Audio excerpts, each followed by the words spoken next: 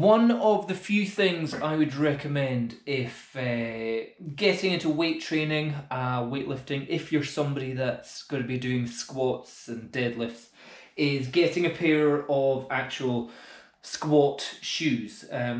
This video is partly for Tofu Tommy. I see him putting lots of videos of him in the gym, but he's doing it in soft, squishy trainers. And if you're squatting down and your foot is on a movable surface, a malleable surface, like what it is in a soft, foamy trainer, then that can lead to all sorts of unnecessary movement and potential, failures in the strength of the shoe can result in angles of joints in your knees and your hips and your ankles and be very detrimental. So I recommend, if you're doing weightlifting, either do it with just in your socks, or if you can, get a pair of shoes which have a little bit of a heel but are just rock solid. These are not comfortable to walk in.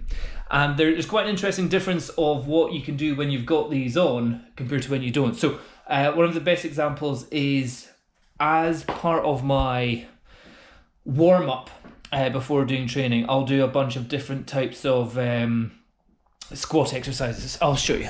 So one of the exercises is just doing, not necessarily body weight squats, but squats where you're working on it's not quite stretching, it's more working mobility and getting down into this position. Get yourself comfortable, stretching potentially your lower back and opening up your hips, shoving your elbows into your knees and doing that. Another one that's quite good is getting your opposite hand to your opposite leg and then giving yourself a twist round, trying to keep your heels on the ground and stretching up. That's a good one. And the other side. That's a good. That's doing a lot of work for the upper back. However, one of the things I would do is I would do foot movement warm-ups to help figure out your optimum stance position. So what I try and do, start off with feet together and squat down. Now I can't go any lower than this when I'm just in my socks. If I go any lower, I'm falling back the way. So what I would do, from here, toes out, try and squat down, heels out. Toes out, heels out. So this is where I found out where my comfortable position is. Some people have different hip points, hip joints even, and they might kind of want more feet out the way, more heels out the way, and that's why you just change it by 1 centimetre each time. And when you're doing this, sometimes you can get a good crack in bits of your hips and your knees because you just haven't stretched them under this kind of load before. So yeah, work that beforehand. So but with the shoes on, so for example, when I was here before, I can't get down. Stick these on. Very uncomfortable to actually walk in, but if I go full feet together, I can squat right down and not fall over. So that's helping me keep my weight on my heels. So my toes I can lift them up off the ground. Weight's on my heels, but I can have my feet right down. And again, I would just go until we find your most comfortable position for your body. Again, stretching out in there.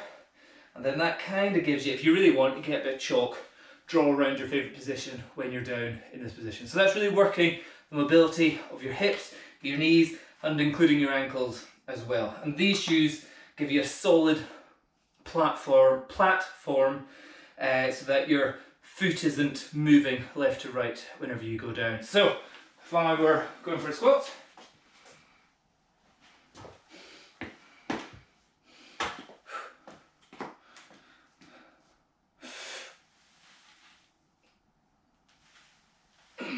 trying to keep the weight on the heels. Nice.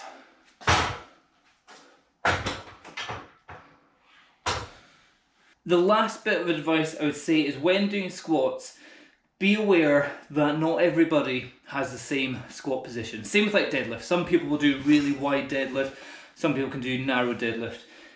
With squats, some people say have your feet pointing straight. Some people have, say, pointing out.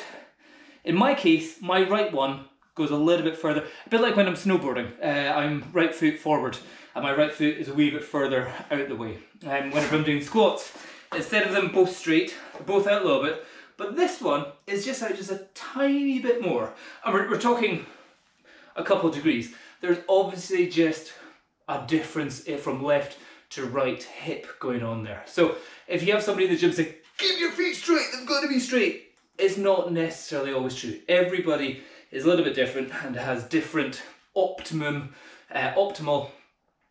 positioning for their feet and how that connects up to the rest of their body. Some people are really disjointed and may need to be all the way out like that, depending, especially if you've had like a knee injury in the past or an ankle injury, there may be scar tissue or unbalanced development in certain muscles or bone as well, especially if you've broken a bone, that you need to have different positions there. So if anybody tells you you've got to either have that stance, that stance, that stance, don't listen to it. Just figure out your own position by regularly squatting down, stretching the inner thighs, and just doing tiny little movements in and out until you find where, if it starts causing too much pressure, tension on the inside of the knee, then bring it back in until you find, if you bring it too far in, you might find it's giving too much pressure on your ankle, and you just got to figure out where is your most comfortable position. And for me, this one is this one's more straight, this one's a bit more out of the way, and that's without looking at it. So sometimes just don't even look at it and just do it until your feet are happy. Okay, that's my only tip.